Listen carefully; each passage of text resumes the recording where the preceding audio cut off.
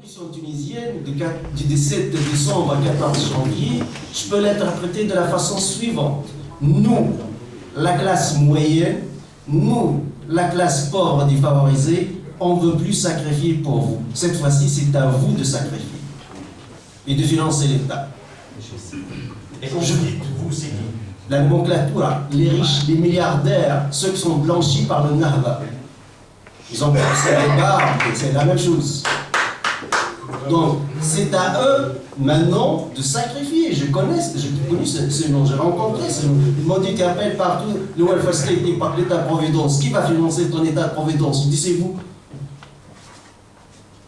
Mon père a toujours payé ses impôts, parce qu'on appelle ça l'impôt à la source. C'est un petit fonctionnaire.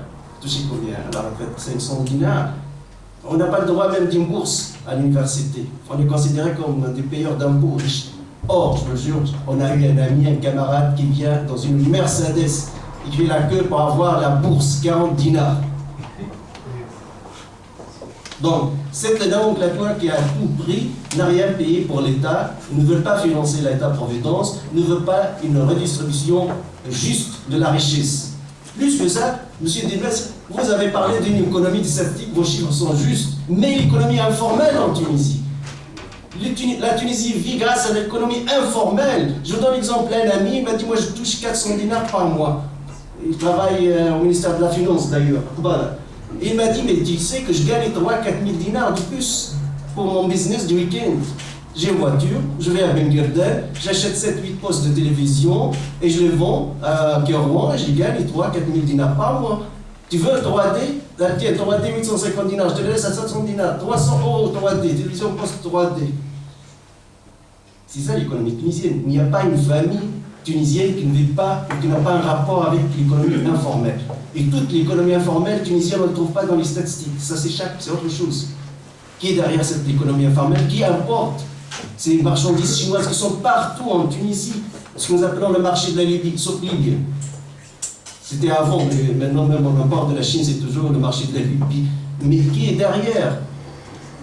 D'ailleurs, le déclenchement de la révolution au plan symbolique, Mohamed Bouazizi, qui fait partie de cette économie informelle, on l'a pris pour une petite victime, on a voulu sacrifier, mais on n'a jamais posé la question qui importe.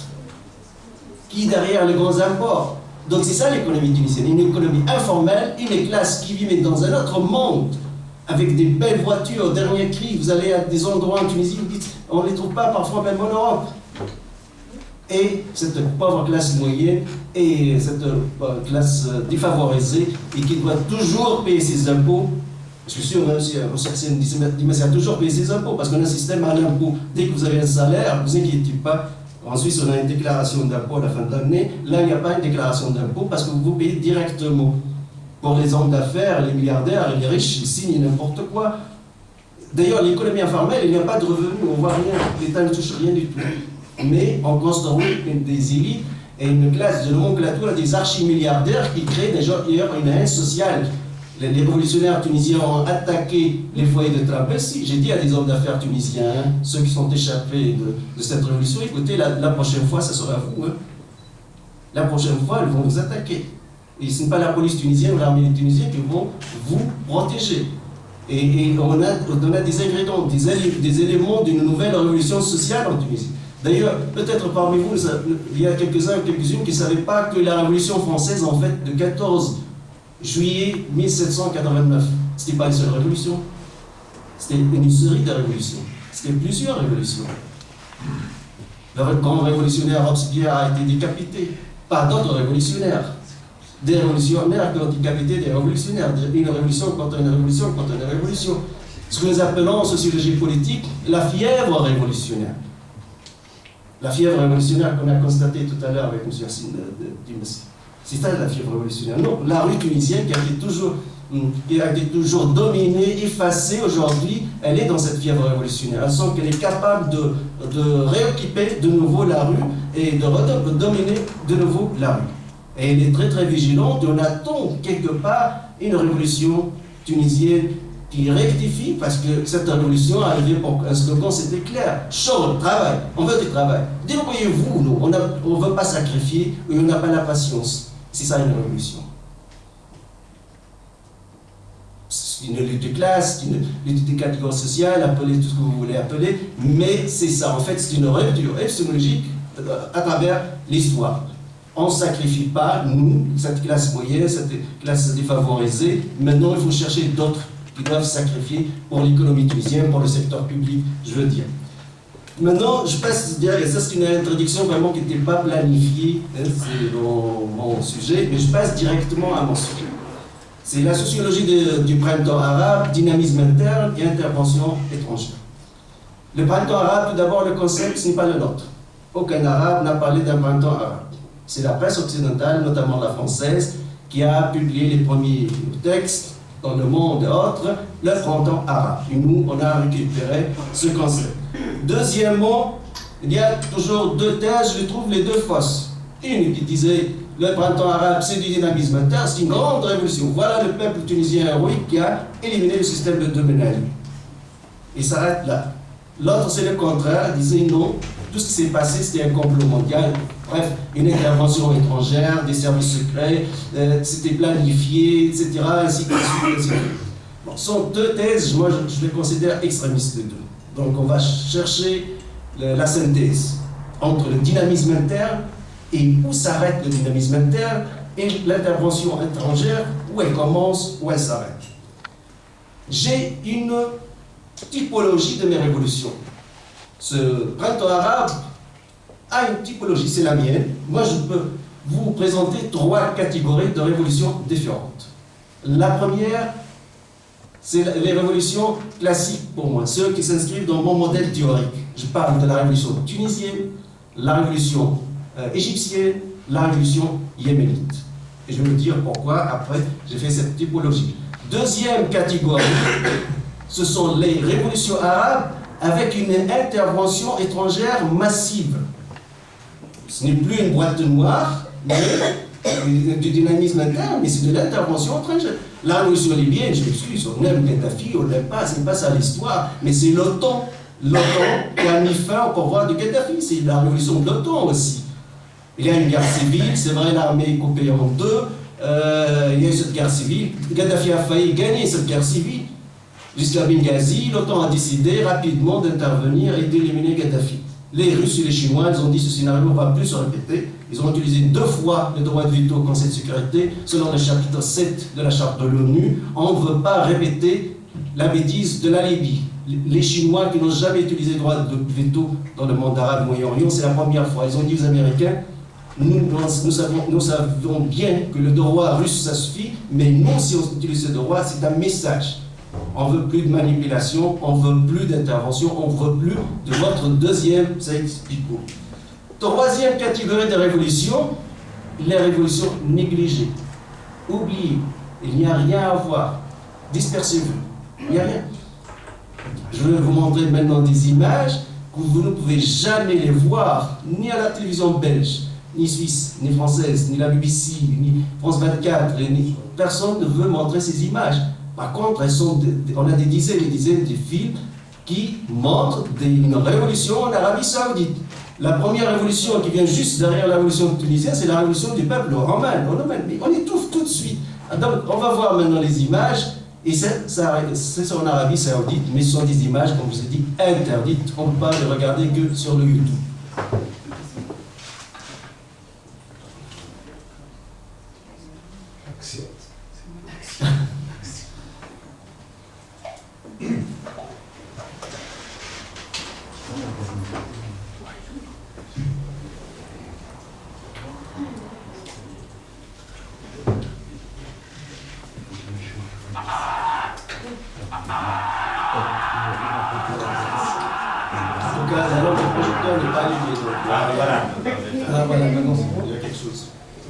Parce qu'il faut chauffer, je pense. Oui, il faut chauffer encore. Oui, sinon, je continue peut-être, en attendant que ce soit après. Donc, là, on tombe dans la fameuse hypocrisie, 2 poids, 2 mesures. Mais la lumière... Il faut éteindre.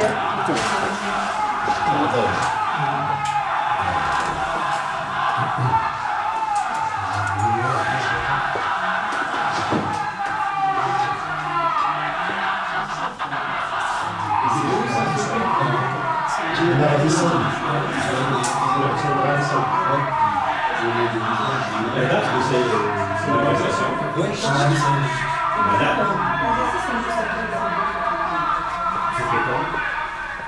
C'était mais jusqu'à maintenant, hein, c'est les dernières, c'était en janvier. C'est dans quel côté de la Ça, janvier 12.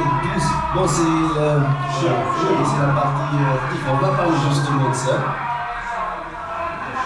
C'est le chiite. Ouais.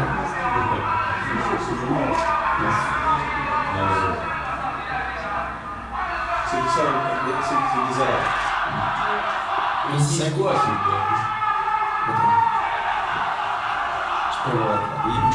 on disait justice contre Naïf, qui était le ministre de l'Intérieur, parce qu'il a assassiné des jeunes.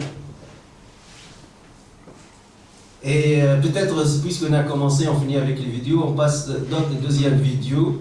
C'est le poète qatarien Ibn Dhib, qui a valorisé, c'est un poète qatarien qui a valorisé dans son fameux poème Le Jasmin, nous sommes tous la Tunisie. Il a valorisé la révolution tunisienne. Il dit vous êtes notre modèle, on doit vous suivre et j'espère que le Qatar suit la Tunisie aussi.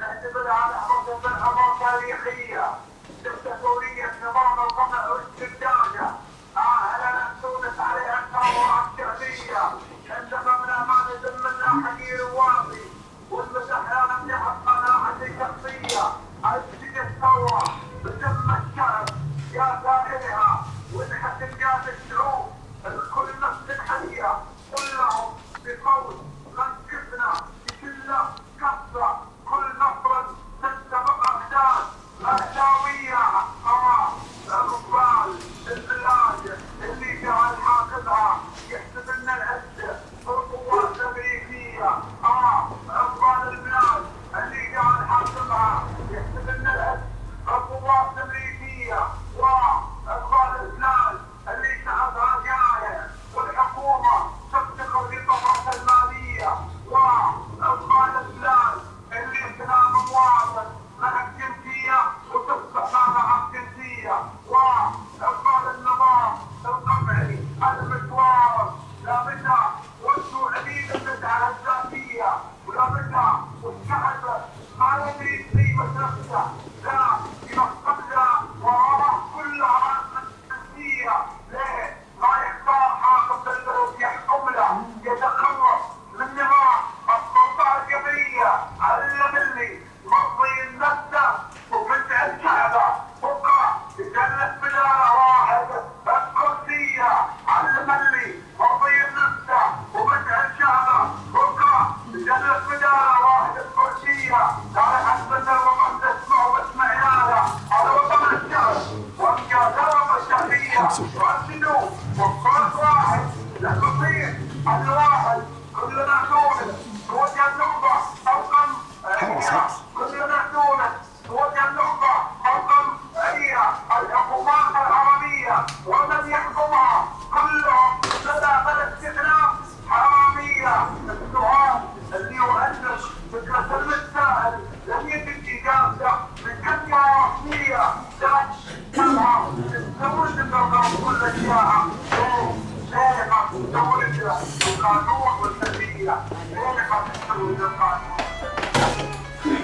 Voilà. Donc c'est fini, merci beaucoup. Je l'ai mis les deux ensemble pour qu'on n'éteint pas à chaque fois la lumière et on n'allume pas, etc. Donc ce sont deux vidéos évidemment parmi des centaines, des milliers que vous trouvez sur le YouTube qui illustrent cette politique, je dis, mondiale d'hypocrisie totale. Totale. Cette révolution doit réussir, celle-là, non. On intervient en Libye contre le dictateur Gaddafi, on intervient en Bahreïn en faveur du régime contre la révolution. Et les forces saoudiennes, c'est qui le on? hein? C'est qui le on? L'armée saoudienne, Non, Les patrons du monde, des Américains. Oui, non, ça va, moi je donne toujours. Cette interaction parfois ne me gêne pas. Hein. Donc, c'est ça, ici ça tombe, ici ça tombe pas. C'est une stratégie claire. Les patrons de ces stratégies sont les Américains. C'est clair, le nouveau Moyen-Orient, c'était le projet de Condoleezza Rice. Ça fait des années, ça n'a pas marché. Et maintenant, est-ce qu'il va marcher? Pour nous, pour qu'on soit objectif, scientifique, pour qu'on n'exagère pas, pour qu'on traite la donne comme elle est. J'ai une carte devant moi et je pose des questions. Pourquoi on laisse l'armée saoudienne entrepénétrer au Bahreïn et battre une révolution populaire qui n'est pas armée, pacifique, devant les yeux de tout le monde, et on l'étouffe au plan médiatique? Et la même chose, ces révolutionnaires saoudiens, parfois des émissions des chiites. Les chiites, la révolution, ça ne se pose pas la question. On parle des révolutionnaires pacifiques. On peut dire qu'ils sont armés, pas armés, mais on ne peut pas dire qu'ils sont chiites, ou sont kharijites, ou sont ibadites, ou ils sont chiites, sunnites, ou malikites, ou je ne sais pas quoi. La question ne se pose pas de cette façon, sinon on tombe dans le racisme total. Donc c'est une révolution pacifique, c'est très important, la révolution pacifique. Mais ce qu'on fait, c'est qu'on aide des groupuscules terroristes, et qui sont étrangers même en Syrie. En l'occurrence, le coût du printemps arabe en Libye, ça a dépassé 4 milliards de dollars. C'est financé par qui? L'Arabie Saoudite et le Qatar. La Syrie aujourd'hui, plus que 10 000 milliards de dollars. Financé par qui? Par l'Arabie Saoudite et le Qatar. L'Arabie Saoudite, qui a 40 000 prisonniers politiques, que l'Amnesty International a publié son fameux rapport The Kingdom of Silence, le royaume du silence, il n'y a rien. Le Qatar, qui a un émir qui pensait qu'il est en train de prêcher la démocratie, or c'est un dictateur total qui vient d'emprisonner le poète Mohamed Badib al-Ajami à cause d'un poème. Nous sommes tous la Tunisie, vive la Tunisie, nous aimons, nous souhaitons que aussi le Qatar devienne comme la Tunisie. Le Qatar aussi veut une révolution, veut une démocratie, c'est un démocrate pacifique, il n'a rien fait. Emprisonné à vie, on le sait mobilisé en Tunisie, maintenant 15 ans de prison ferme pour juste un point. Je pourrais vous dire, et j'assume ma responsabilité éthique, que à ce plan-là, Ben Ali ou Moubarak sont beaucoup plus démocrates que le roi d'Arabie Saoudite ou le prince du Qatar. Parce qu'on peut critiquer Moubarak, des manchettes très fortes. J'ai parlé avec Taoufik Mebrik qui a été emprisonné, je pense, 6 mois, mais pas parce qu'il a critiqué Ben Ali. Les services de Ben Ali ont fabriqué une histoire, comme quoi il a tapé une dame, etc. Voilà, pour justifier l'emprisonnement d'un poète ou un écrivain. Or, dans ce pays, c'est vulgairement, je vous dis vulgairement, on le prend, on le jette en prison. Et ce n'est pas un poème méchant, il a dit « Nous souhaitons aussi la démocratie, la liberté comme l'Occident, vive la Tunisie, nous aimons bien devenir comme vous. » Ce n'est pas méchant, ce ne sont pas des insultes. Mais c'est totalement effacé. Le paradoxe, il est où? Les médias arabes sont dominés par l'Arabie Saoudite et le Qatar.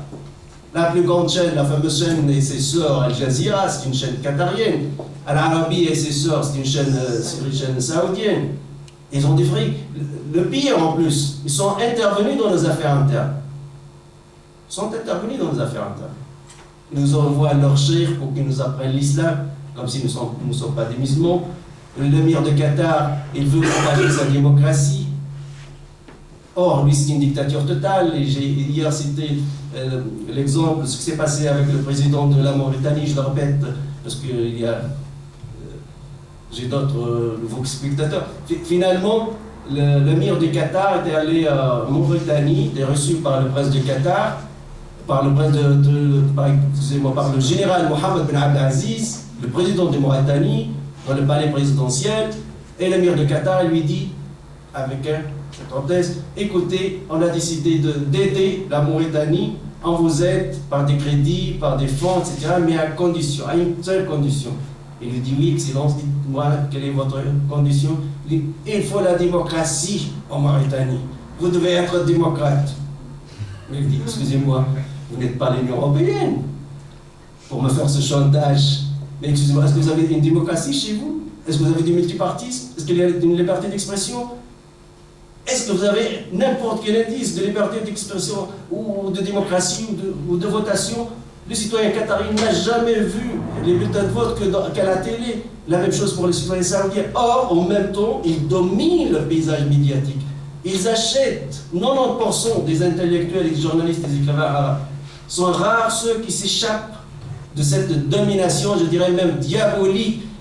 Et après, on va parler de la démocratie en Syrie. Quand on regarde ces télévisions saoudiennes ou qatariennes ou Al Jazeera, on pense que la Syrie c'est un pays sauvage du Moyen-Âge, que la femme ne conduit pas sa voiture, parce qu'en Arabie Saoudite, la femme est interdite de conduire une voiture. C'est interdit par la loi, elle ne peut pas. Or, ce que je savais, moi, la société syrienne est très développée, c'est une société laïque, etc.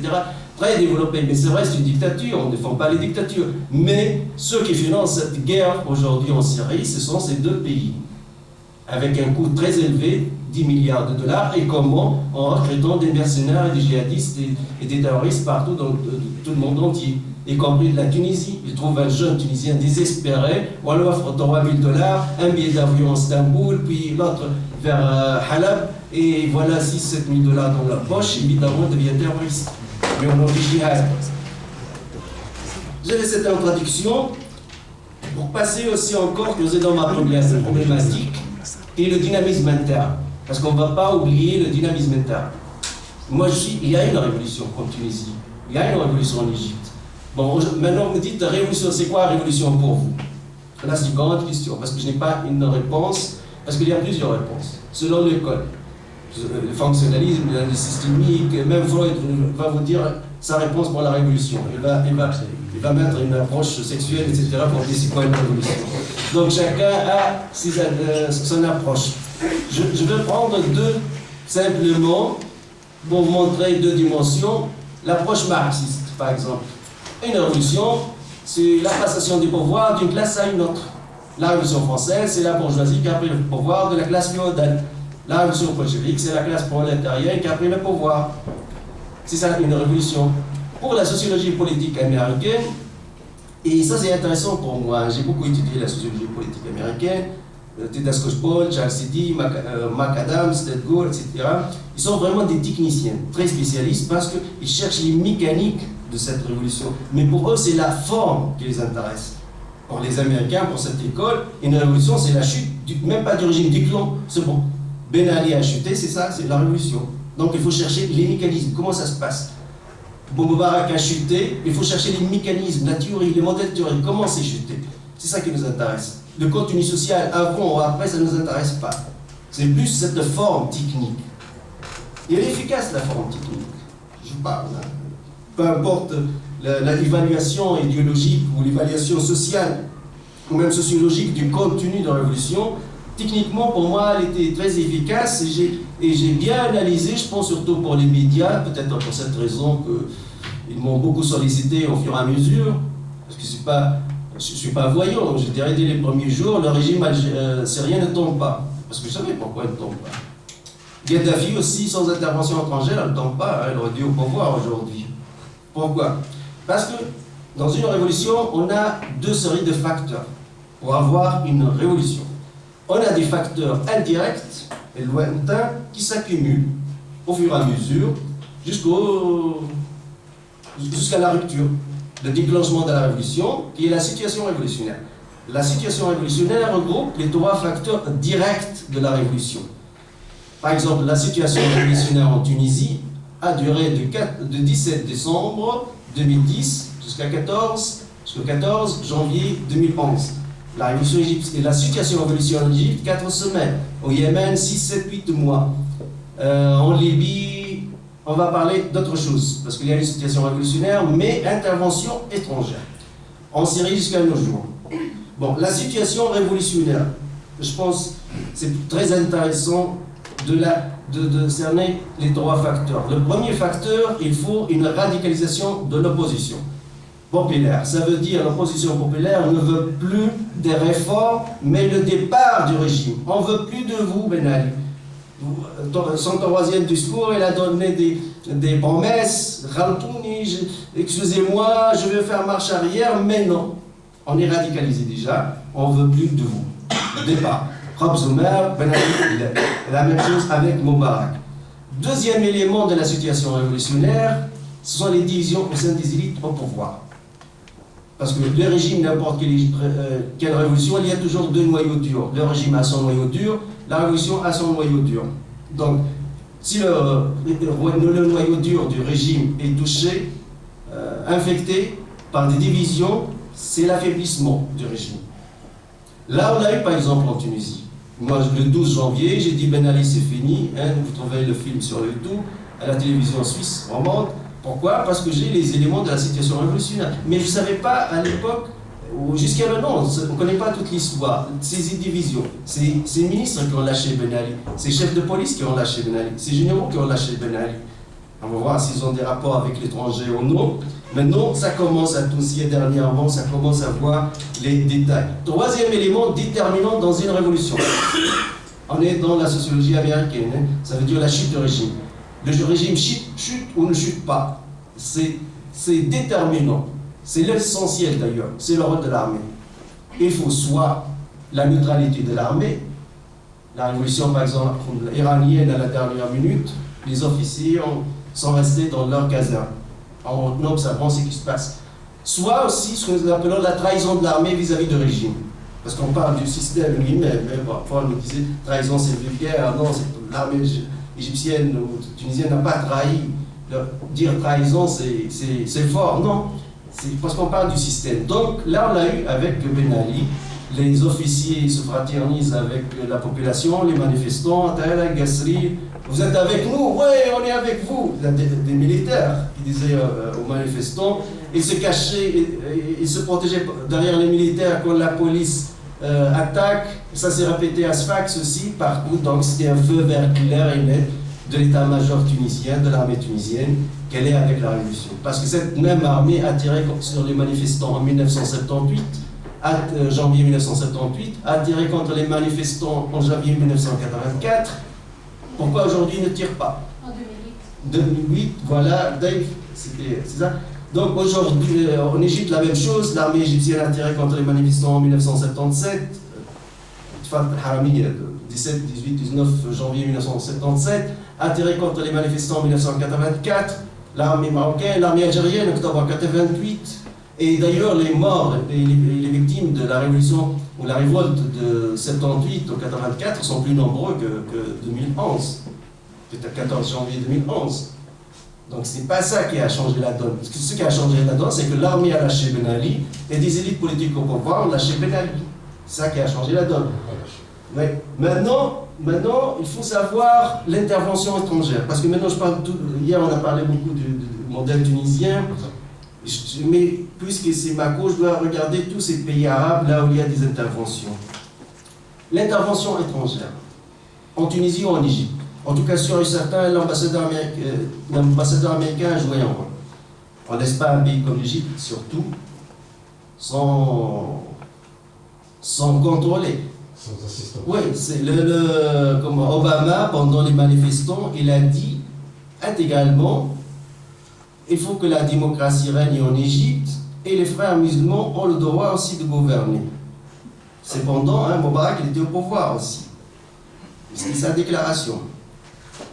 Les documents de Wikileaks parlaient de révolution dans le monde arabe, parlaient d'une collaboration avec les islamistes, les frères musulmans et l'administration américaine, que les islamistes sont prêts à respecter les lois de marché et les intérêts américains. Ce sont les documents de Wikileaks.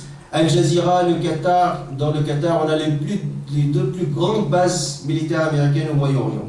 Même peut-être dans le monde, c'est Al-Hadid et Syrie au Qatar.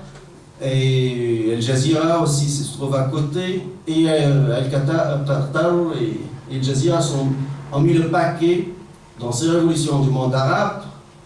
Et évidemment en faveur de la politique et de la stratégie américaine, parce que je n'ai jamais pensé, je ne penserai jamais que le Qatar a sa propre stratégie dans ce monde. Ce sont des payeurs.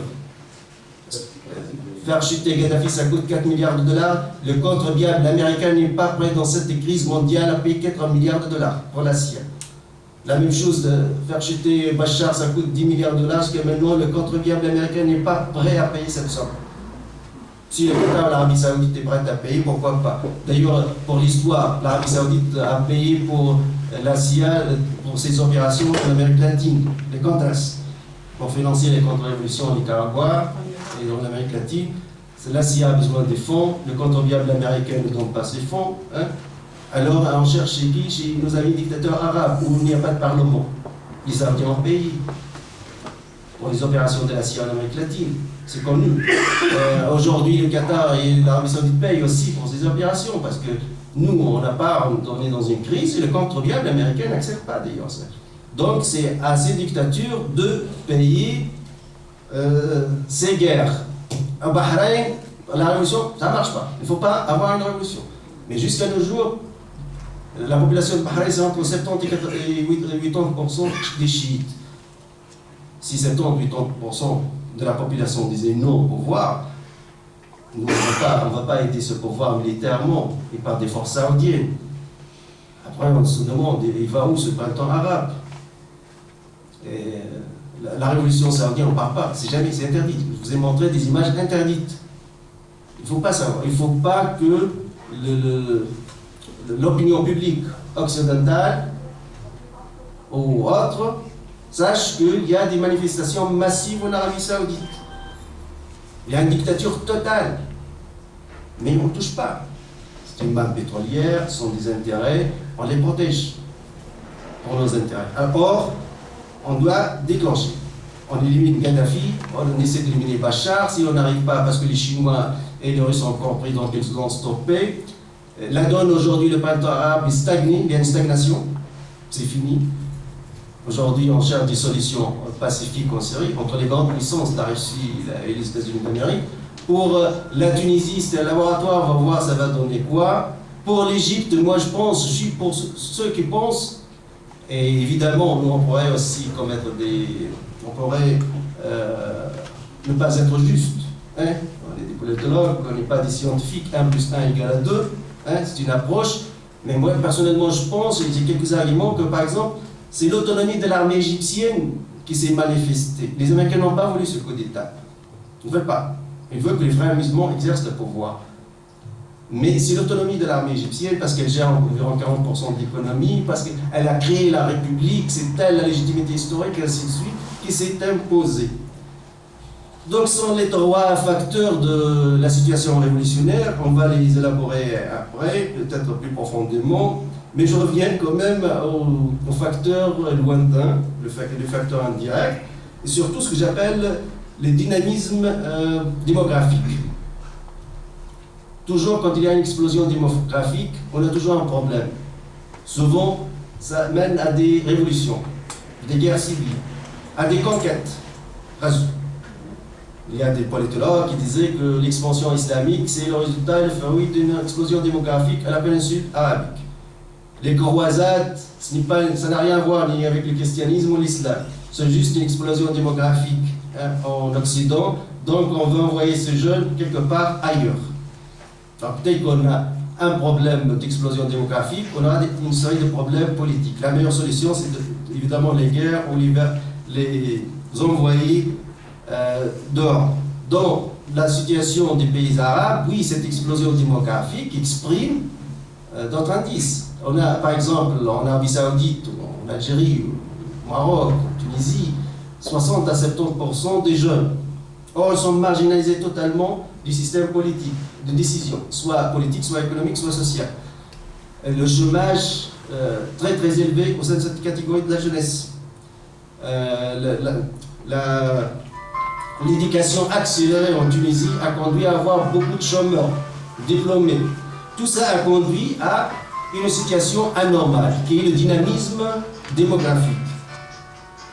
Maintenant, le dynamisme économique, je pense, mon ami Sir a bien expliqué, mais ce qu'on vous a dit, c'est la déception de la classe moyenne, la déception de la classe pauvre, défavorisée. C'est accumulé, c'est acclimé, oui, c'est explosé, et c'est attendu.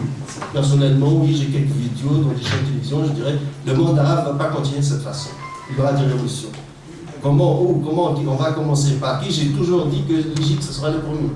Pour être vraiment sincère avec moi-même, je n'ai pas pensé que c'est la Tunisie. Mais j'ai toujours pensé à l'Égypte. Donc le déclin de la classe moyenne, que la Tunisie est en train de vivre, ou l'Égypte c'est fini, c'est disparu la classe moyenne, ceux qui connaissent l'Égypte. Tout ça a conduit à cette accumulation aussi du dynamisme économique. Les facteurs lointains, évidemment le dynamisme culturel, intellectuel. On a des journalistes rebelles, on a de plus en plus des blogueurs rebelles, les nouvelles technologies, le Facebook, le Twitter au pays de Golfe arabe, le Facebook au Maghreb et en Égypte, les chaînes par satellite, même que ce soit Al Jazeera, une chaîne possédée par un dictateur, mais dès qu'on parle de l'opposition, les gens les regardaient. Donc il y a eu un nouveau dynamisme intellectuel, dynamisme médiatique, où pour la première fois, avec ce que j'appelle la révolution technologique, des moyens de communication, les États ne contrôlent plus l'information. Parce que faites attention, les États contrôlent toujours les informations, que ce soit en Occident ou en Orient. Parfois la façon change, le degré change. Mais la vraie réalité, c'est que les États contrôlent l'information. C'est pour cela que les agences de presse sont souvent publiques, étatiques, et tous les États, que ce soit en Occident ou en Orient, ont toujours leur chaîne publique. Et on fait attention aux chaînes privées et le contrôle. Actuellement, par exemple, à titre d'exemple, d'une expérience personnelle, les meilleures libertés d'expression dans le monde entier, je pense, sont en Tunisie. On trouve nulle part dans notre pays. Ni en Belgique, ni en Suisse, ni en France. Et j'ai mes arguments. Et en tout cas, j'ai mon expérience personnelle. Parce que là, en Tunisie, dans les plateaux, les chaînes, vous pouvez dire tout ce que vous voulez. Bon, ça dépend de la chaîne, mais dans l'espace géographique de la Tunisie, on a 12 ou 15 chaînes. Vous pouvez critiquer le Qatar, l'Arabie Saoudite, Israël, les États-Unis d'Amérique, la France, l'Iran, le wahhabisme. Il n'y a pas de raison d'État, par exemple. Moi, ce soir, je suis à la télévision belge, j'ouvre le dossier de Mohamed Ibrahim, le poète qatarien, ou le problème des manifestations en Arabie Saoudite. Le rédacteur en chef me dit, excusez-moi, vous savez, on a des rapports, parce que j'ai vécu cette expérience, mais pas avec la télévision belge, avec une autre télévision occidentale. Donc, on heurte des intérêts. En Tunisie, par exemple, aujourd'hui, on n'a pas même la raison d'État pour les médias. Il n'y a pas. L'ambassadeur qatarien, je ne sais pas, il écrit ses rapports, le Saoudien la même chose, l'Américain la même chose, le Français la même chose. C'est un pays incontrôlable au plan médiatique. C'est cette liberté totale, mais bon, totale, mais il y a le financement, il y a le fric dedans. Ça veut dire les limites de la censure viennent du fric. C'est pour cela que je trouve bien en Tunisie, parce que Nada, par exemple, là, ces chaînes de télévision, Nada se plaint tout le temps qu'elle est marginalisée à la télévision publique, etc. Mais elle a créé 6 ou 7 chaînes de télévision. Si le peuple tunisien ne veut pas regarder ces chaînes, ce n'est pas la faute du peuple tunisien. Elle ne peut pas se plaindre, parce qu'elle a ses propres chaînes de télévision. On n'a jamais demandé d'où vient l'argent, comment on crée rapidement ces chaînes de télévision, ces journaux, etc. Où on trouve le fric, parce que un journal, une chaîne de télévision, c'est avant tout une entreprise commerciale, il faut le fric. Donc, le dynamisme politique, c'est toujours dans les facteurs lointains, c'est aussi l'apparition de la radicalisation de l'opposition politique tunisienne. On a toujours une opposition légale, légitime, qui collabore avec Ben Ali, et une autre radicale. Et comme disait mon ami suisse Hans-Peter Ecclesi, il a une théorie, une belle théorie, la fermeture du système politique conduit à la radicalisation de l'opposition. Si le système politique ne négocie pas, l'opposition se radicalise au fur et à mesure. Autant qu'il se ferme, autant que l'opposition se radicalise. Et évidemment, certains partis politiques tunisiens qui ne sont pas légaux et légitimes ne veulent plus la négociation avec Ben Ali et ils ont prêché son départ. D'ailleurs, le 14 janvier, on trouve par exemple Hamal Hamem, il faut le dire, il était le seul politique, en tout cas chef politique, en prison. Il était au ministère de l'Intérieur. Le 14 janvier, Hamal Hamem était en prison. 2011. 2011, bien sûr, moi je parle de la Révolution. Il était en prison. Donc, ce sont des nouvelles élites politiques qui ne sont pas classiques et qui veulent aujourd'hui la radicalisation, le départ du régime. Mais le régime est responsable de leur radicalisation parce qu'il n'a pas négocié, il ne s'est pas ouvert vis-à-vis de cette opposition. Et ça, c'est une règle générale. Hein. On ferme les portes, évidemment, on se radicalise. Le dynamisme social, évidemment, on a eu l'apparence des mouvements sociaux. La révolution tunisienne, tout d'abord, c'est la révolution des mouvements sociaux. Mais les mouvements sociaux n'ont pas de structure. Voilà, c'est pour cela, mon ami Dimes a dit qu'il n'y a pas une direction de la révolution tunisienne, parce que la direction de... Ça c'est classique, je pense, la révolution classique. Khomeini qui dirige la révolution iranienne, Mao Tse-tung qui dirige la révolution chinoise, Lénine, Staline Trotsky dirige la révolution bolchevique. Aujourd'hui, les mouvements sociaux, depuis les événements de mai 1968, en France puis en Europe, ont joué un grand rôle, parce que les partis classiques ne mobilisent plus la rue, donc cette rue a été récupérée par des mouvements sociaux, mais les mouvements sociaux viennent de la rue. C'est quoi un mouvement social à Sidi Bouzid? Par exemple, un jeune chômeur dans un quartier, dans un café, bistrot, il se radicalise et il dirige d'une manière naturelle ses copains vers un objectif. Ce n'est pas un parti politique, il n'a pas une structure, il n'a pas d'argent, il n'a pas de fric, mais il arrive à mobiliser. C'est ça le mouvement social. Ça sort de la société, il n'est pas structuré, il n'est pas légitime, rien du tout, mais il a une capacité de mobilisation énorme. Et ce sont les mouvements sociaux qui ont déclenché la révolution tunisienne. Un petit rappel aussi historique, 99% des martyrs et des blessés de la révolution tunisienne sont soit chômeurs, soit ouvriers. Il n'y a pas d'avocat, il n'y a pas de professeur universitaire, il n'y a pas des Tunisiens immigrés à l'étranger comme moi. Oui, c'est ça, c'est leur révolution. C'est pour cela que j'ai dit, mais c'est leur révolution. En tout cas, les noyaux durs, ceux qui ont suivi bien cette révolution. Aussi, techniquement, le noyau dur de la révolution tunisienne, à mon avis, au plan régional, c'était Tel el-Gasri. Parce qu'il y avait les événements de Daïf, la Tunisie ne s'est pas solidarisée avec le Daïf, donc il y a eu l'événement de Sidi Bouzid. Et quand Mohamed Bouazizi a mis fin à sa vie, c'est explicité à cause de l'économie de marché, parce qu'il n'a pas... Là, par exemple, Sidi Bouzid s'est solidarisé avec lui, parce qu'il y a un lien tribal. Or, avant lui, à Monastir, où il n'y a pas un lien tribal, un autre jeune qui a fait la même chose, mais personne n'en parle, parce que les gens de Monastir l'ont laissé tomber. Pourquoi? Parce qu'il n'y a pas ce lien tribal qui existe à Sidi Bouzid. Ben Ali, en tant que fin technicien, c'est un technocrate d'ordre, tout d'abord, ni philosophe, ni juriste, ni politologue, c'est un policier, technicien d'ordre, et très intelligent dans son métier. Il a dit il ne faut jamais que la révolution quitte la sphère de Sidi Bouzid.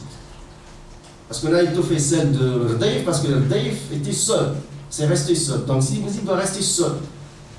Mais les jeunes de Tel el-Gasri, qui est notre lien tribal, on appelle ça fashish, ont décidé autrement. C'est juste à côté, eux aussi, ils ont le ras-le-bol de cette classe moyenne et pauvre, et ils veulent se manifester. Donc, les premiers martyrs, et d'un coup, c'était un bras de fer entre Ben Ali et les fascistes. Donc, utiliser même un terme tribal. Parce que c'était un moyen de mobilisation très fort. Et Ben Ali était plus dur avec cette région que toutes les autres régions. Vraiment, le nombre des martyrs et des blessés s'était concentré à Tala et el-Gasri. Pourquoi? Parce qu'ils se sont solidarisés avec Sidi Bouzid. Parce qu'après Tala et el-Gasri, qu'est-ce qui va se passer? La révolution va être à l'échelle nationale. On va la voir de Belgrade, de l'extrême sud, jusqu'à Bizerte, l'extrême nord. Et ce qui s'est passé? Évidemment, avec ce noyau dur, j'ai parlé hier, je répète, il y a toujours le noyau dur de la révolution et le noyau dur du régime. Le noyau dur de la révolution, pour moi, c'est Tala el-Gasri. Au plan régional, évidemment, les chômeurs et les ouvriers au plan professionnel ou socio-professionnel. En même temps, ce noyau dur, il est en face d'un autre noyau dur qui est de régime. Au milieu, il y a les calculateurs. Il y a des gens sincères aussi, mais il y a beaucoup de calculateurs. Les calculateurs, ils pensent comme suit. Ou je gagne ou je perds. Est-ce que je gagne avec la révolution ou je perds avec la révolution? L'ambassadeur et le copain et l'ami personnel de Gaddafi, à New York, à l'ONU, s'est abstenu 2 jours, il ne veut pas venir. Il a calculé. 3e jour, il dit moi, je rallie la révolution. Il n'était jamais révolutionnaire, évidemment, on est dans la position. La même chose, le roi de Gaddafi, son ministre des Affaires étrangères, et son patron des services secrets, Moussa Kous. Il a quitté, je suis malade, je vais voir la clinique en Tunisie, puis il prend l'avion vers le Qatar, et etc. Ce sont des calculateurs. Ah, Gaddafi, c'est fini. Il faut sortir ce bateau qui va couler. Donc, moi, je suis un calculateur rationnel, je cherche mes intérêts. Évidemment, ces calculateurs, à travers l'histoire, accélèrent la chute du régime. Ou font le contraire. Par exemple, les calculateurs au régime syrien, au début, il y a quelques-uns qui ont calculé que le régime va tomber rapidement. Maintenant, l'hémorragie des défections, des divisions, des élites au pouvoir s'est arrêtée. Parce que les calculateurs ont dit non, il ne va pas tomber. C'est pas ça notre intérêt, l'opposition. Mais à part les calculateurs, évidemment, il y a des gens sincères. Donc, cette boule de neige du noyau dur tunisienne, après quelques jours, des calculateurs qui se rallient, et puis, évidemment, les GTT qui a joué un grand rôle, surtout le 12 janvier à Sfax, on avait des grandes manifestations, des dizaines de milliers de manifestations. Là, ça veut dire la classe moyenne, officiellement, la classe moyenne. Les GTT représentent la classe moyenne tunisienne, les salariés. La classe moyenne a pris position en faveur de la révolution. Rejoindre le noyau dur de ces défavorisés qui ont déclenché la révolution. Mais, dans cette situation révolutionnaire, évidemment, il y a l'armée tunisienne. C'est aussi sa révolution. Là, on n'aime pas, ils m'ont dit, vous êtes pro-militaire, militariste, mais non. Si l'armée tunisienne a intérêt contre les manifestants dès le premier jour, il n'y aura pas une révolution. En tout cas, une révolution à l'américaine. Ça veut dire Ben Ali ne chute pas. Et le clan de Ben Ali ne chute pas. La même chose avec l'armée égyptienne. Bon, est-ce que l'armée tunisienne et l'armée égyptienne part avec une stratégie américaine ou libre? On pose des questions. J'étais à la Tribune de Genève, avec un journal, comme conférence. Je ne peux pas parfois parler directement, je lance des idées. Je dirais par exemple, je répète ce que j'ai dit, les officiers militaires qui ont fait leur académie militaire à Moscou sont restés loyaux vis-à-vis de leur chef d'État. Je parle des officiers libyens ou des officiers syriens, ou même irakiens, quelques. Mais les officiers qui ont fait leur académie militaire aux États-Unis d'Amérique ont lâché leur président. Je lance une observation sociologique. Après, à vous de réfléchir.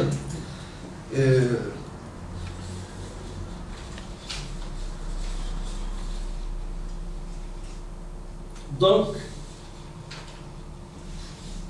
toujours, le rôle de l'armée, j'aimerais bien parler, puisque j'écris beaucoup sur les armées, de la sociologie de l'armée, c'est très important.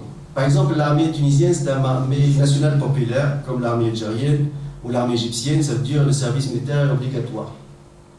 Donc, n'importe quel citoyen ou n'importe quelle famille a quelques-uns dans sa famille qui a passé par l'institution militaire.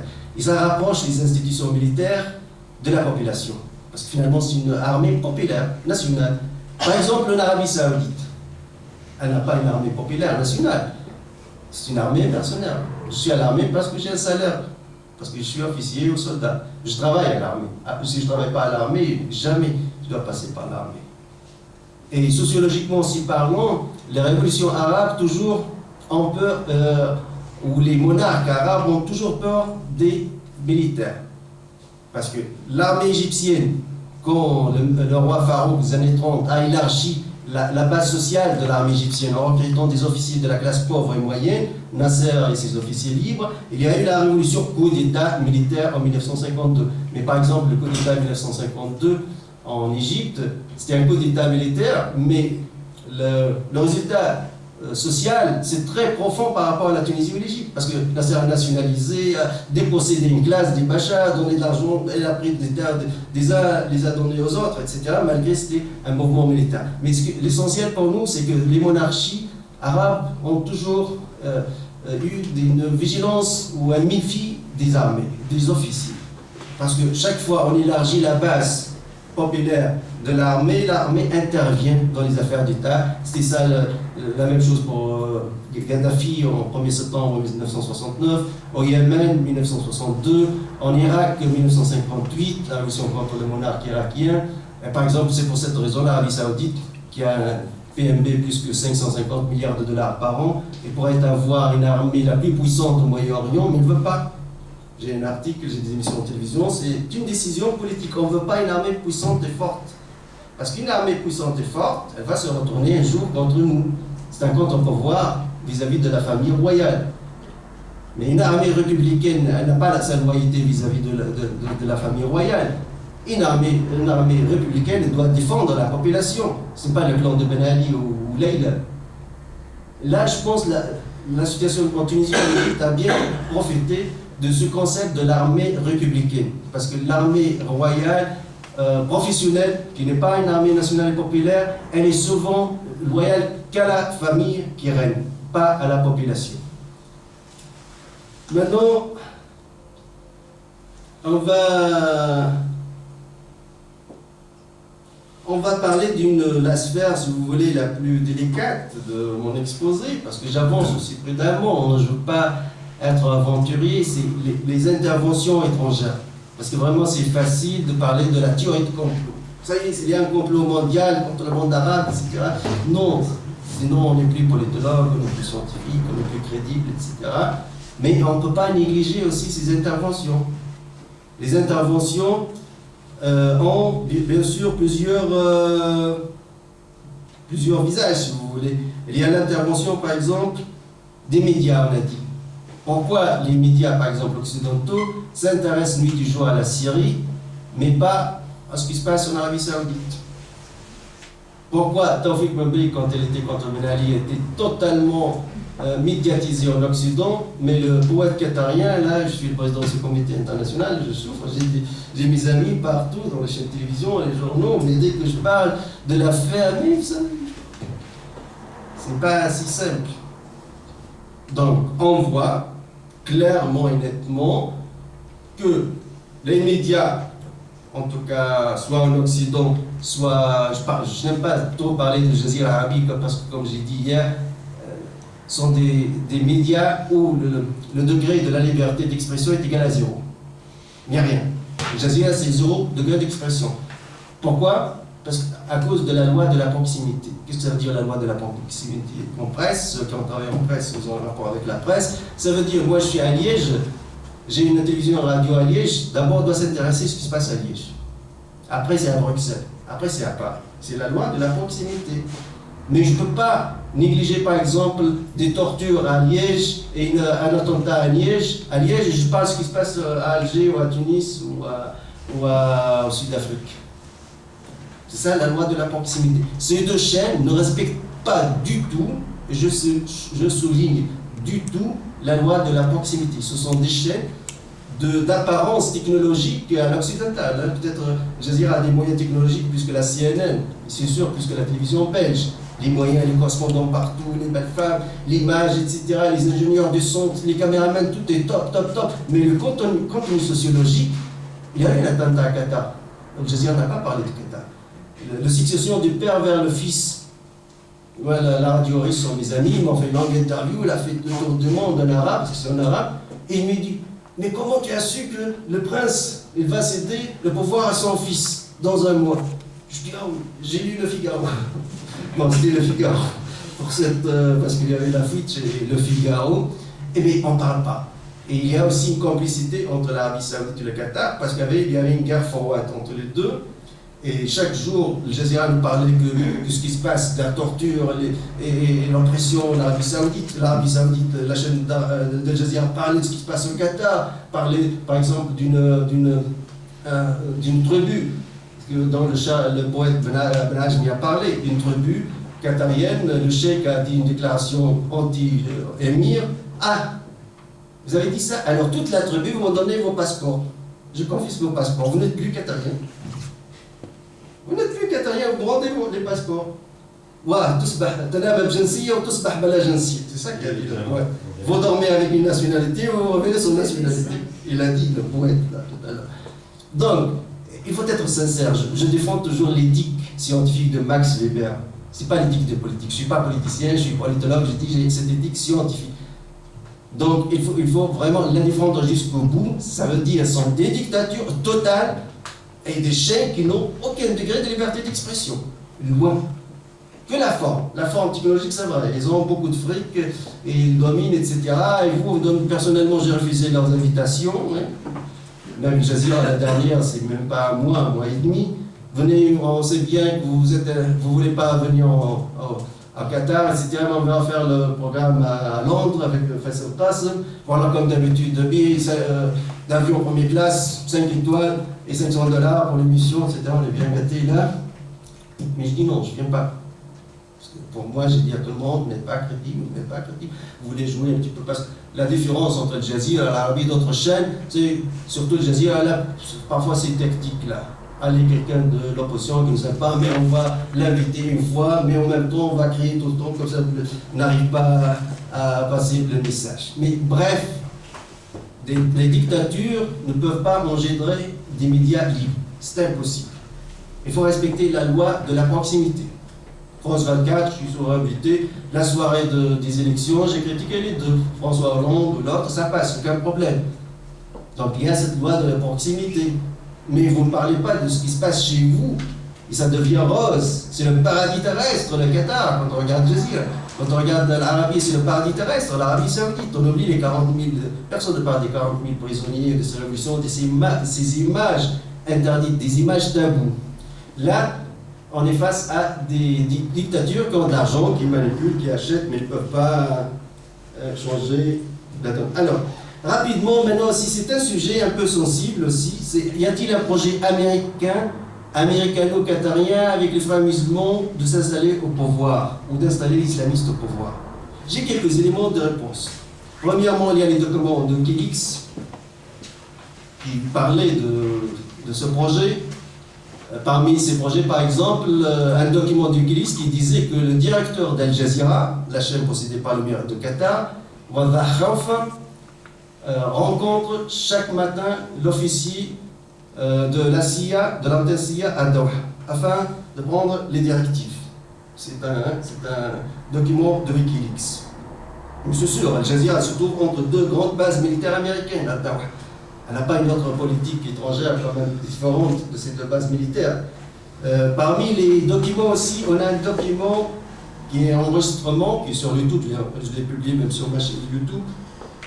Discussion entre le patron du Mukhabarat des services secrets égyptiens, Ammar Soleiman, et Gaddafi. Gaddafi, apparemment, il enregistre pour tout le monde. Oui, c'est... Alors il lui dit, Ammar Soleiman, on est conscient que les Américains et les frères musulmans complotent contre nous, ils ne veulent plus aujourd'hui de nous, ils veulent que l'islamisme soit au pouvoir. On a là sur YouTube. Autre argument, le chef de la police de Dubaï, qui est un Émirati, Rahi Khalfa. J'ai la vidéo si je l'ai publiée, en plein public dans une réunion face à l'ambassadeur américain, réunion des chefs de la police arabe, il dit à l'ambassadeur américain, on connaît bien votre projet avec les frères musulmans, vous voulez amener les frères musulmans au pouvoir et nous éjecter.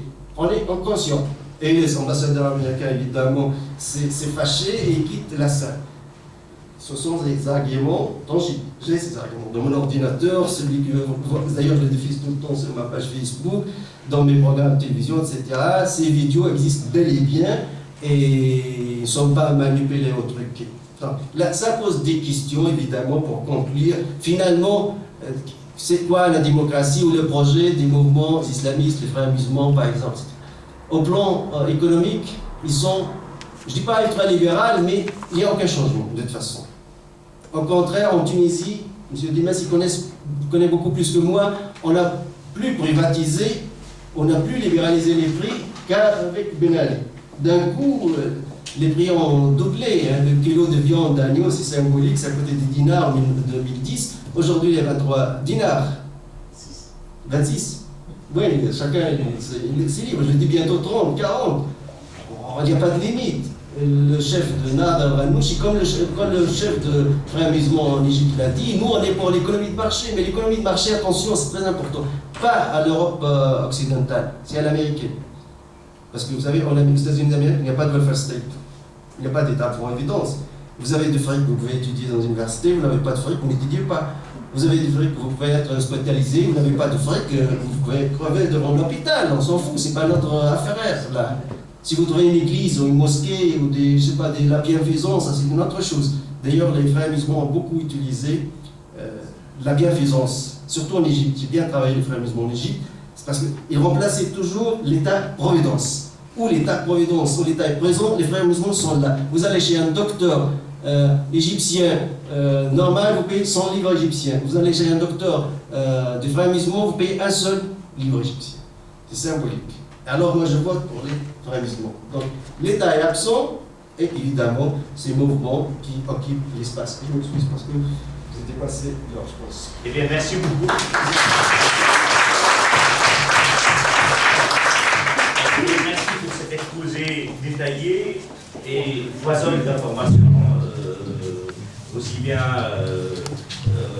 pour la Tunisie que pour la région, où il y a eu d'autres mouvements sociaux, d'autres révolutions dont on n'a pas parlé. Donc je retiens à moi cette volonté un peu d'établir une typologie, d'abord une typologie de la révolution, avec un discours assez nuancé par rapport aux facteurs externes ou internes, donc endogènes, qui ont été à l'origine de ces révolutions,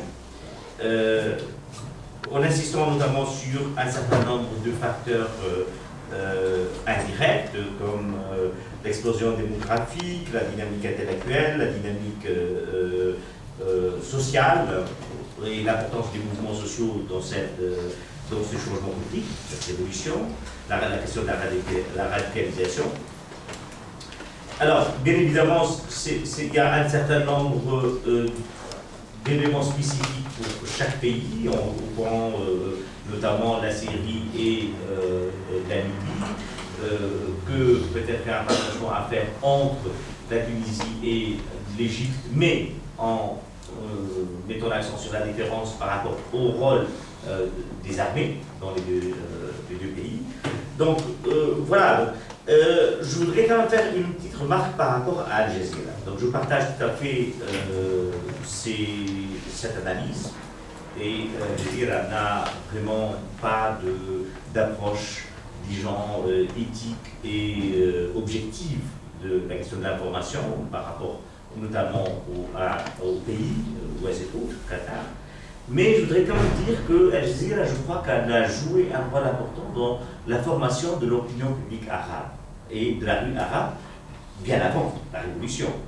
Et que qu'on soit critique, qu'on ne soit pas d'accord avec leur ligne éditoriale, je crois qu'à un certain moment en Tunisie, par exemple, il y a une dizaine d'années, une dizaine d'années, c'était vraiment une référence et elle a joué un rôle important. Elle a joué aussi un rôle important, assez orienté, je dois dire, dans le développement des mouvements sociaux dans ces pays.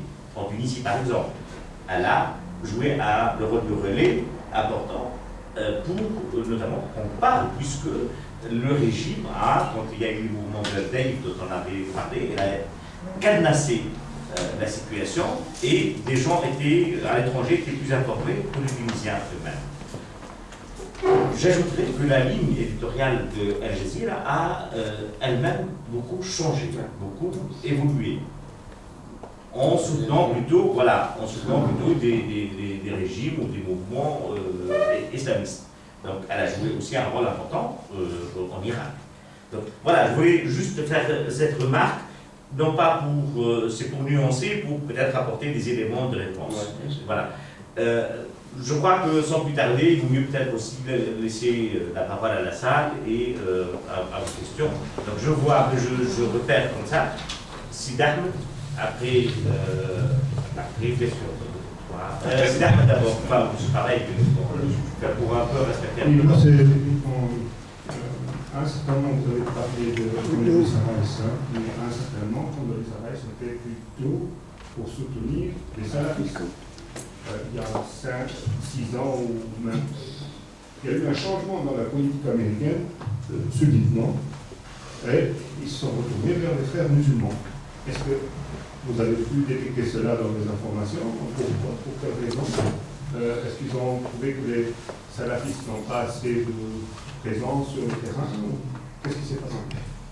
En groupe de d'accord. Juste une petite remarque. C'est juste une remarque, pas une question, mais forme de question, si vous pouvez. Messieurs, juste le nom pour. Marie. D'accord, c'est Abdel. Donc, sincèrement, moi, ce genre de discours me gêne énormément, pour la simple et unique raison que on est en train de parler stratégie politique, d'accord? Sachant que chaque pays a des intérêts, il doit les défendre. Les Américains, leur stratégie, il ne va pas défendre tes intérêts, il défend ses intérêts. l'Europe défend ses intérêts et pas tes intérêts. Je ne sais pas qu'est-ce que nous faisons, Arabes, ou je ne sais pas qui, qu'est-ce que nous faisons pour protéger et travailler nos propres intérêts, au lieu de se lamenter du matin jusqu'au soir, pour dire qu'ils nous ont fait, ils sont en train de nous faire, ils ont fait le Sharq al-Jadid, comme dans les Arabes et tout ça. Sincèrement, je suis un petit peu confus dans cette situation-là. Autre chose, on est en train de parler à un certain niveau,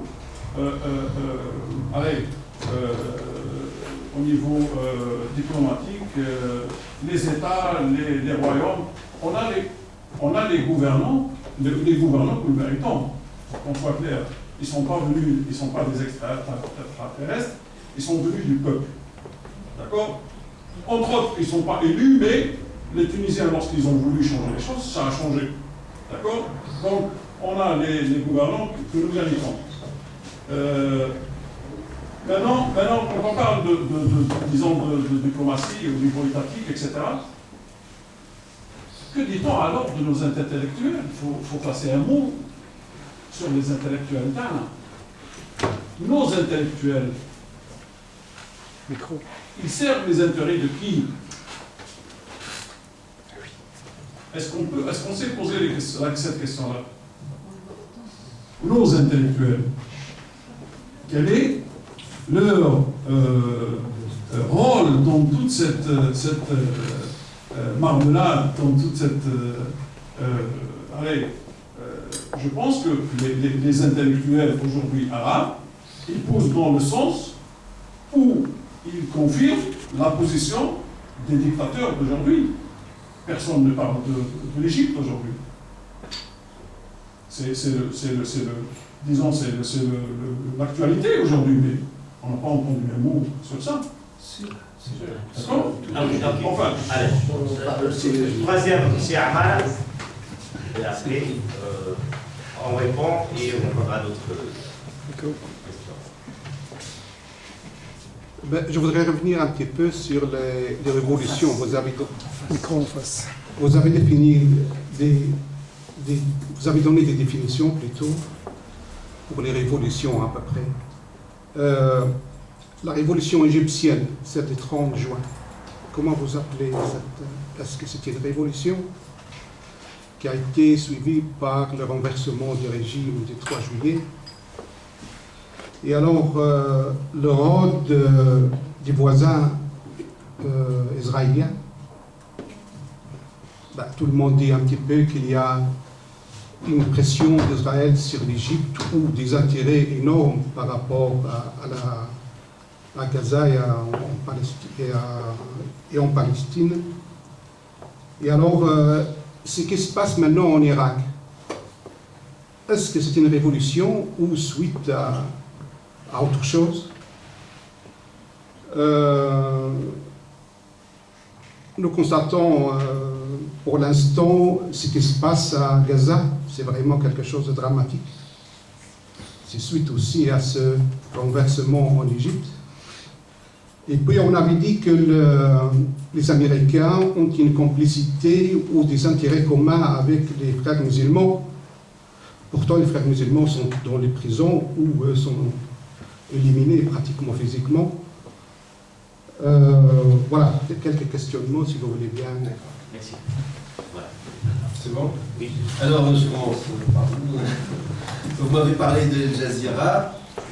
Oui, je vous donne un exemple. J'ai une chaîne sur YouTube. J'ai presque 10 millions de vues. Le sujet saoudien dans ma chaîne ne représente pas même 5%. Or, j'ai 50% qui viennent de l'Arabie Saoudite. Et mes téléphones, parce que j'ai un téléphone sur le site Carabs, etc. Et mes téléphones, ils prennent un quart d'heure. Ils sont rares ceux qui parlent cette façon d'Arabie Saoudite. Mais tout ce que vous dites, on le connaît bien, nous. Mais le problème, on ne trouve pas des intellectuels qui disent ça. Donc, qu'est-ce que ça veut dire? Ça veut dire Ben Ali qui a fermé tout le système. Évidemment, s'il y a un petit article dans Le Monde, on va le chercher, on va l'imprimer, on va le photocopier, etc. S'il y a la chaîne Jazeera, elle va parler de la Tunisie, elle appelle Monsieur Marzouki, évidemment, tout le monde va y aller. Mais aussi, la même chaîne, après, quand on a vu comment elle manipule l'information, En Libye aussi, c'était manipulé l'information. Il y avait, d'ailleurs, mais personne ne peut imaginer ça. Les MiG de Gaddafi sont en train de bombarder les manifestants. À Aoun, à Fachlou, à Tripoli. Mais imaginez-vous des manifestants avant Gaddafi à Bagdad et les avions, les chasseurs MiG les bombardent. Mais c'est quoi ça? Je comprends des tireurs de lit, je comprends avec des mitraillettes, même des bombes, des avions, mais c'est quoi l'aviation qui bombarde les manifestants en Libye? La quantité des drapeaux de la monarchie libyenne ou de l'ancien drapeau syrien qu'on a trouvé sur le terrain, c'est quelque chose, on pourrait dire que c'est quelque chose qui est préparé. D'un coup, ça déclenche maintenant des millions de drapeaux partout qui circulent. On a posé la question. Al Jazeera, ce n'est pas mon chiffre, les derniers sondages d'un institut britannique, d'ailleurs demandé par Al Jazeera, qui disait que leurs auditeurs a chuté de 43 millions par jour jusqu'à 6 millions. De 43 millions jusqu'à 6 millions. Aujourd'hui, dans les sondages, Al Jazeera en Tunisie n'a pas ni la première position, ni la deuxième, ni la troisième. C'est la presse tunisienne qui attire les Tunisiens. C'est la presse tunisienne qui est crédible. Qu'elle soit à gauche ou à droite, qu'elle soit la presse de Nahda ou l'anti-Nahda. Sur ce point, on est d'accord. Ouais, voilà. Moi, je suis revenu sur il y a une dizaine d'années. Oui, absolument. Comment jouer un rôle de la formation du. Mais bon, enfin, c'est pas grave. Voilà, c'est explicable sociologiquement. Dès qu'on cherche une information qui n'est pas officielle, j'ai donné l'exemple de ma chaîne sur YouTube. Je suis étonné personnellement. J'étais sur France 24, j'ai dit il y a possibilité d'une révolution en Arabie Saoudite. C'était par hasard parce que j'avais un autre programme, puis ils m'ont dit on continue. J'ai lancé ça dans ma chaîne YouTube, j'ai 350 000 vues, un record rapide dans un moment. Moi je dis mais qu'est-ce qui se passe? Et après je me spécialise, chaque fois je lance mes vidéos, mais tous les Saoudiens vont regarder ces vidéos parce qu'ils ne trouvent pas ailleurs. Parce que ces chaînes Arabi ou Al Jazeera a fait un accord avec l'Arabie parce que tout le temps, il y avait des attaques mutuelles. D'un coup, le prince de Qatar était en Arabie Saoudite, ils ont mangé ensemble la capsa, ils ont dit écoutez, on va arrêter tout. On arrête donc la guerre médiatique, et même Al Jazeera a effacé ses archives. On n'efface pas les archives. Les archives qui critiquent l'Arabie Saoudite, on les a effacées. Allez sur le site de Jazeera, vous n'allez rien trouver parce que c'est effacé. Pourquoi? Parce qu'il y a une réconciliation politique entre deux princes. Donc, je passe à deuxième question, c'est d'Ahmed Issa Raïs. Les Raïs, les Américains ont soutenu les salafistes, puis les frères musulmans. L'histoire entre le salafisme et la Grande-Bretagne est connue. Je pense n'importe quel chercheur pourrait trouver les archives. Ouais. Les frères musulmans. La branche, la danse et tout ça, Ah, le soufisme. Non, le soufisme. Non, c'est moi. Il faut. Écoutez, je vais vous expliquer. Il y a deux écoles différentes en Occident. Il y a l'école anglo-saxonne et en face il y a l'école française. L'école française qui s'intéresse au Maghreb, l'école anglo-saxonne qui se focalise sur les pays de Golfe, l'Égypte, les Moyen-Orient.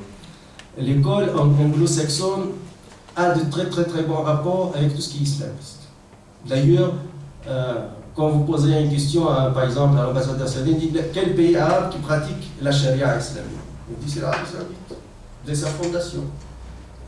Dès sa création, c'est un pays qui coupe les mains de voleurs ou ceux qui volent un morceau de pain pour manger. Hein. Vous volez le trésor d'État, 50 milliards de dollars, etc. Non, ça, au contraire, les wahhabites disaient qu'il faut l'obéissance vis-à-vis des monarques. Ta'at al-amir, il faut obéir le prince.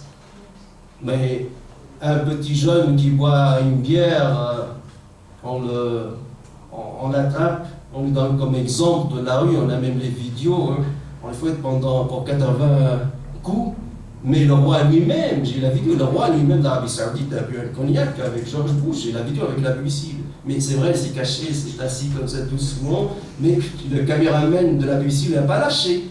Donc c'est ça, il dit, on applique. Bref, rapidement, les anglo-saxons n'ont pas un problème avec les islamistes ou l'islam, ou le wahhabisme, ou le salafisme, ou les frères musulmans. Tout d'abord, les Britanniques ont créé ces États.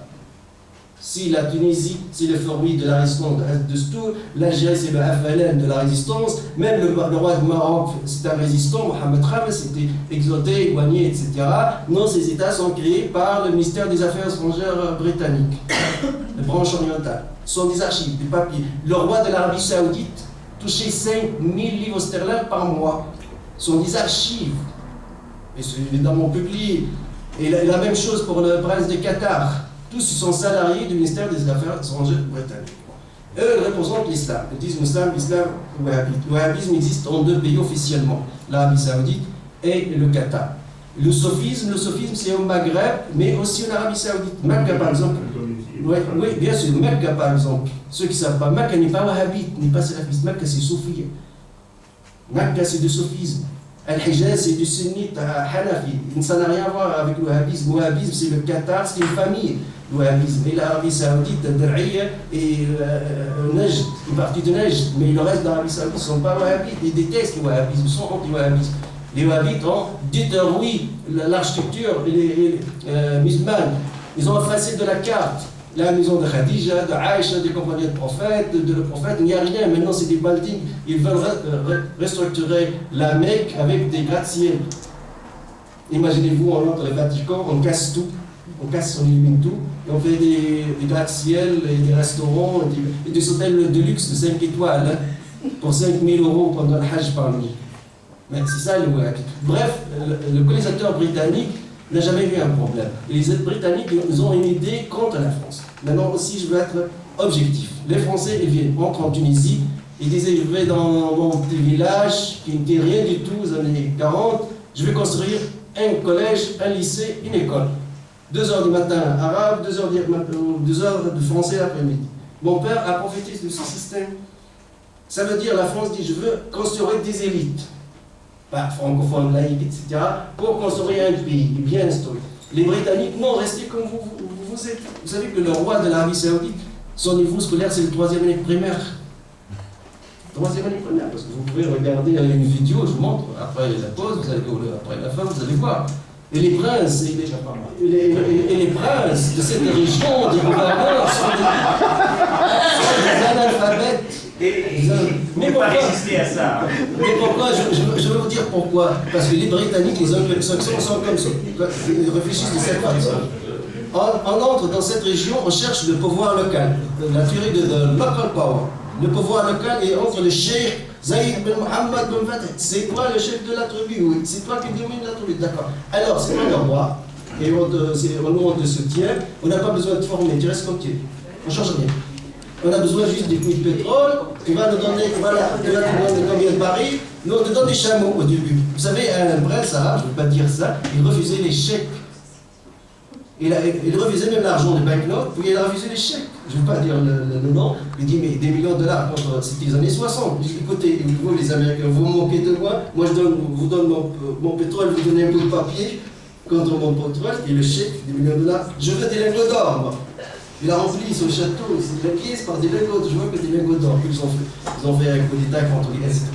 Donc les anglo-saxons, soyez comme vous êtes, on ne change rien à la donne. Si les frères musulmans sont forts en Égypte, on traite avec les frères musulmans. C'est ça la grande bataille. On les aime. Nous, on n'est pas laïcs. La laïcité, c'est uniquement la France et l'État de la République de Genève et l'État de Neuchâtel. Je parle dans l'Occident. Je ne considère pas la Turquie comme un pays occidental. Donc c'est ça. Je ne pense pas que la Belgique est un État officiellement laïque dans la Constitution. C'est l'Église qui joue un rôle partout. Donc, parce que nous, on a une confusion au Maghreb. On dit l'Occident laïque. Non, l'Occident n'est pas laïque. C'est la France, c'est Neuchâtel, un canton en Suisse, et la République et l'État de Genève. Affiché officiellement. Bref, les Américains ont récupéré, à mon avis, cette stratégie. Pourquoi on a des problèmes avec les islamistes? Déjà, les États, soi-disant islamistes officiellement, on était toujours en bon rapport avec eux. Avec les frères musulmans, avec les frères musulmans aussi, ils ont toujours un rapport. Les frères musulmans étaient avec les Américains contre l'Union soviétique et Nasser. L'ennemi de mon ami, c'est mon ami. Aussi, au plan économique, il ne pose aucun problème. Ni nationalisation, ni socialisme, ni rien du tout. Au plan aussi l'OTAN, je pense qu'ils sont bien intégrés l'OTAN, puisque la Turquie est un modèle, un pays actif au sein de l'OTAN. Donc il n'y a pas un problème. Pourquoi on est des ennemis? On n'est pas des ennemis. Et je pense que les Américains ont pesé en Tunisie ou en Égypte pour que les frères musulmans arrivent au pouvoir. C'est vrai, les Britanniques ont influencé dans cette direction, mais c'est ça le résultat, parce qu'il n'y a pas une contradiction finalement. Il n'y a pas une vraie contradiction structurelle au plan économique ou au plan stratégique. Alors, troisième question, c'est intéressant. Les intérêts pour les gouvernements, oui, les États évidemment. Pourquoi j'ai parlé des intérêts des États? Parce qu'il y a un discours qui règne, le discours intellectuel, les médias, toujours les valeurs, les libérateurs. Pendant l'invasion de l'Irak par les Américains, la télévision occidentale disait les libérateurs, les Américains viennent libérer le peuple irakien en premier. Mais ce n'est pas vrai, parce qu'il y a une guerre de Vietnam en Irak. Ce qu'on ne dit pas, les Américains ils ont perdu 5000 officiers soldats et 50 000 blessés. Et avec une fortune, évidemment, des dégâts, c'est un petit Vietnam à l'Irakien. Ils ont perdu la guerre, ils veulent jamais maintenant occuper le terrain militairement. C'est pour cela qu'ils ne veulent pas intervenir que dans le bombardement extérieur, parce qu'ils savent que la facture, ça sera trop lourde, par expérience. Donc, évidemment, moi, ce que je dis toujours, c'est sensibiliser, en fait, parler des intérêts. Je n'aime pas parler des valeurs. Quand je regarde à une chaîne de télévision, à n'importe quelle chaîne de télévision, quand elle parle des valeurs État et valeurs, ça me gêne. Parce que pour moi, État, c'est intérêt, des intérêts. Pas plus. On ne mobilise pas les flottes et les avions et les bombardiers P-52 pour la démocratie ou la liberté. Si vous voulez la démocratie et la liberté, je l'ai dit une fois à l'ambassadeur américain en Suisse, nous étions dans un colloque, réunion, écoutez, si vous voulez sincèrement la liberté et la démocratie dans le monde arabe, commencez par les pays colonisés par vos bases militaires. Commencez par le Qatar, vous êtes présent au Qatar, fortement présent militairement au Qatar. Commencez par l'Arabie Saoudite, par le Bahreïn. Le Pinochet, il a été créé par qui? C'est évident. Je veux dire, on a besoin toujours d'une approche éthique, parce que je dirais toujours l'université, c'est le bastion de l'éthique. Un discours universitaire, ce n'est pas un discours journalistique. C'est le bastion du comportement éthique. Ça me rappelle toujours Max Weber, l'éthique du savant et l'éthique des politiques, qui est une éthique de manipulation. Alors, les intellectuels, évidemment, moi je pense personnellement la majorité des intellectuels arabes sont corrompus, sont achetés, puisque c'est le prince de Qatar qui les invite pour propager la démocratie à sa façon, ils acceptent les hôtels 5 étoiles, de luxe, et les billets première classe, etc. Il y a l'argent de poche dans le passeport, etc. Il rentre chez lui pour parler de la démocratie qatarienne. Oui, la majorité, malheureusement, des intellectuels arabes sont corrompus, achetés. C'est pas parce que ce sont des Arabes, il ne faut pas tomber dans le racisme, les amis belges nous écoutent. Non, parce que s'il vient, non, parce qu'il vient aussi, parce que j'ai parlé avec un ami, par exemple, le Suisse, douanier suisse. Je lui ai dit, la corruption en Égypte, par exemple, elle est systématique. En Tunisie aussi, il m'a dit la même chose, moi, je fais. Parce que, par exemple, un policier égyptien, il gagne 400 livres égyptiens. Or, pour payer ses factures, il a 2 enfants, une femme, et le loyer, les transports, c'est le nécessaire, on ne parle pas de luxe, les DVD. Il doit payer au minimum 2500 livres par mois. Au minimum 2500 livres pour survivre. Or, son salaire officiel, c'est 200 livres. Il va faire quoi? Trouver une solution miraculeuse à ce monsieur. La corruption devient un mode de vie, elle devient un système. Ce n'est plus une exception. Voilà, ça devient un système, c'est tout. Il y a pas de... Après la révolution, on dit en Tunisie, la corruption a augmenté. Mais on a l'analyse sociologique. Pourquoi la corruption a augmenté en Tunisie? C'est normal, parce que les prix ont augmenté, les salaires n'ont pas augmenté. Les messieurs qui résistent contre la corruption, ils achètent le kilo de viande à 10 dinars. Aujourd'hui, il y a 26 dinars. Il ne peut pas résister, c'est fini. Et j'ai résisté 1 an, 2 ans, 3 ans. Et je tombe dans la corruption comme tout le monde.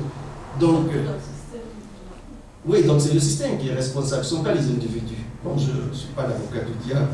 Et donc, les intellectuels arabes, aussi, un jour, j'ai fini la lecture du livre de Marzouki, 354 pages, les journalistes impliqués dans la corruption du système de propagande de Ben Ali. C'est très important. Les livres, je les lis. Et je trouvais par exemple des journalistes occidentaux, y compris un grand journaliste suisse, je le vois, rédacteur en chef, il savent vraiment ma dessus. Pourquoi? Parce que je suis tolérant avec un journaliste égyptien, hein, et il n'est pas tolérant avec un journaliste ou un rédacteur en chef suisse. Parce que toi qui gagnes 8 000 ou 9 000 euros, tu n'as pas besoin, tu ne vas pas me dire je veux nourrir ma famille. L'Égyptien, à la limite, il dirait moi je n'arrive pas, c'était l'occasion, c'est la pression. Mais par exemple, une analyse sociologique du système de la propagande de Ben Ali, les journalistes occidentaux achetés par Ben Ali sont tous à 100% de la droite, pas de la gauche.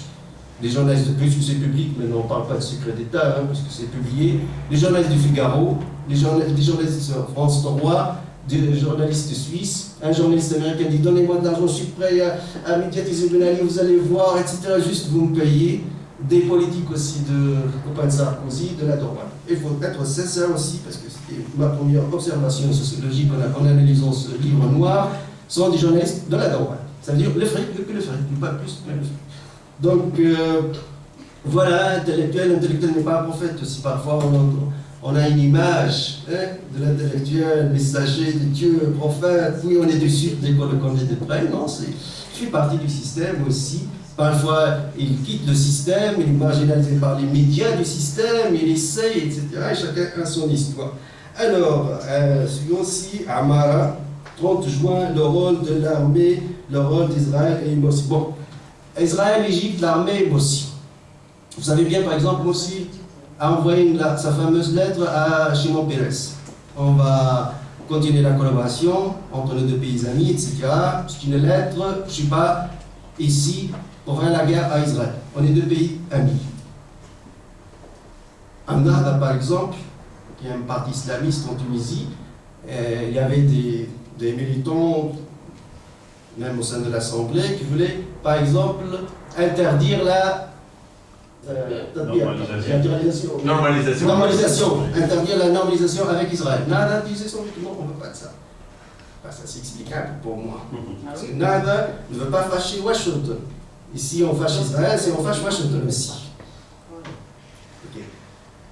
Ce qui s'est passé en Égypte, le 30 juin, les frères musulmans en Égypte ne sont pas assez intelligents comme les islamistes tunisiens.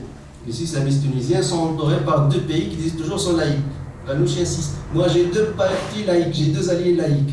Je ne sais pas ce que ça veut dire laïque, bon, mais j'ai deux partis laïcs. Et je suis prêt à quitter le pouvoir. Et les frères musulmans, non.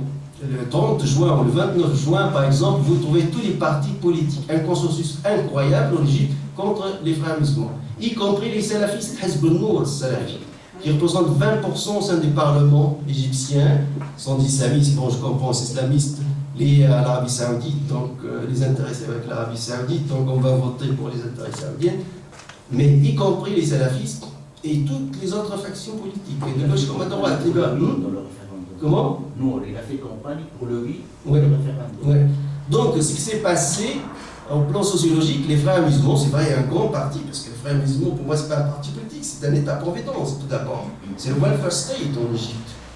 Donc, un grand parti, c'est vrai, le plus fort, le plus grand, mais c'est trouvé en plan politique seul. Seul, sur la carte. Seul, face à des partis politiques différents, consensus contre lui, y compris les islamistes de 20% de Hezb al-Nour Salafi, et l'armée. L'armée, évidemment, au plan sociologique, quand on parle du pouvoir, finalement, parce que les gens parlent souvent, je pense, sont naïfs. Ils pensaient qu'il y a adhésion, donc le pouvoir va donner le pouvoir à une autre classe, etc. Imaginez-vous en Belgique, parce que la loi de la proximité, là, je ne vais pas m'éloigner, des communistes radicaux qui gagnent les élections. Ça a été le cas avec l'extrême droite à un moment donné. Voilà. Les autres partis se sont ligués pour, même s'ils avaient moins de voix, pour contrer ce parti. Ouais. Imaginez-vous, par exemple, je dis, d'ailleurs, on a eu l'expérience en Espagne, la guerre civile espagnole, oui. 1933-1936. La gauche prend le pouvoir élu démocratiquement, l'armée entre et massacre. Je ne parle pas de Chili. Les Américains ont menacé les Italiens en 1973, je pense, parce que les communistes ont gagné. Écoutez, si les communistes forment le gouvernement, nous, on occupe l'Italie militairement. Oui, mais nous, on ne joue pas là. Le macartisme aux États-Unis d'Amérique, vous savez, vous allez aux États-Unis d'Amérique et avant, il y a pour remplir une fiche, are you terrorist? Yes or no? Are you communist? Yes or no? Non, je vous explique les enjeux, finalement, on sait des intérêts chacun. Donc, finalement, ne pensez pas que l'armée égyptienne qui a créé sa propre république, ou l'armée algérienne qui a créé l'État algérien, et va donner le pouvoir sociologiquement parlant, parce qu'il y a un pouvoir sociologique qui gouverne en Belgique. Ils peuvent, à partir d'extrême gauche communiste, gagner les élections, mais ils ne passent pas. À Genève, en 1936, l'armée suisse tire contre les manifestants communistes, et ils massacrent et ils blessent, comme l'armée tunisienne ou l'armée égyptienne, n'importe quelle armée. La guerre civile espagnole a coûté 600 000. Oui, mais je pense plus que ce soit le cas maintenant. Voilà, pourquoi? Parce qu'il y a eu des concessions de tout genre. La bourgeoisie occidentale, elle est intelligente, elle a compris. La paix sociale s'achète. Notre bourgeoisie tunisienne ne comprend pas ça. La bourgeoisie égyptienne ne comprend pas ça. La paix s'achète, il faut payer pour cette paix sociale.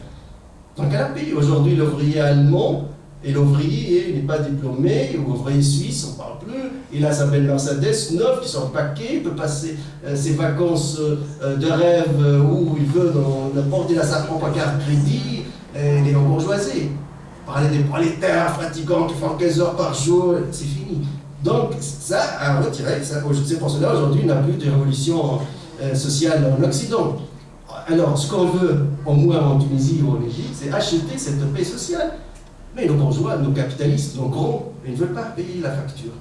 C'est mon père, on appelle ça un impôt à la source, ça veut dire il coupe ça directement de votre salaire. Vous n'emplissez pas même la déclaration d'impôt. Et c'est ça la différence, moi je pense.